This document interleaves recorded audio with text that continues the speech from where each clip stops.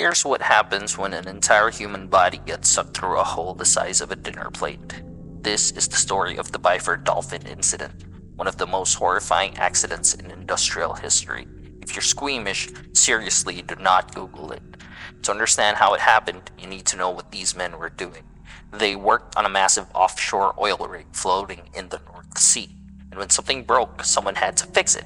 The problem, these parts were over 1,500 feet below the surface, and at that depth, pressure doesn't squeeze, it crushes, like an empty soda can. And it gets worse. Every breath fills your body with nitrogen.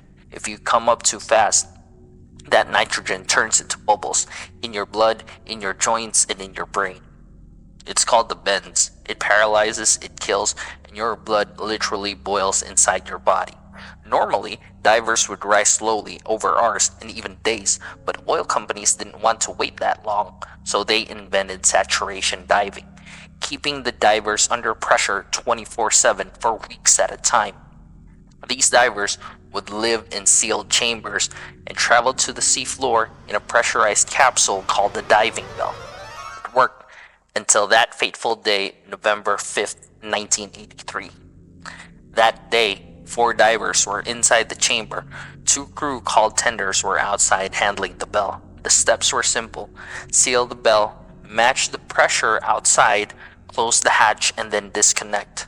But one of the tenders opened the clamp too early before the system was sealed. In an instant, 9 atmospheres of pressure over 130 pounds per square inch exploded outward. The diving bell, up to 10,000 pounds, was launched off the rig like a missile. It struck both tenders, one instantly unalive and the other was badly injured. Inside the chamber, 3 divers passed away instantly where they sat. The decompression was so fast that their blood literally boiled inside their bodies. But one man, Truls Helvig, was still in the hatch. The inner door jammed, leaving a 24-inch gap, and that was enough.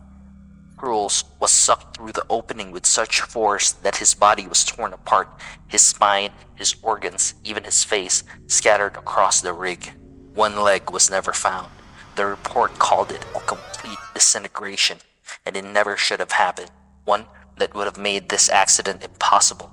That tech already existed. The company just didn't install it. 5 men died. The families waited decades for compensation, and the rig kept operating until 2019. But what happened that day still stands as a brutal reminder of what happens when safety takes a backseat to profits.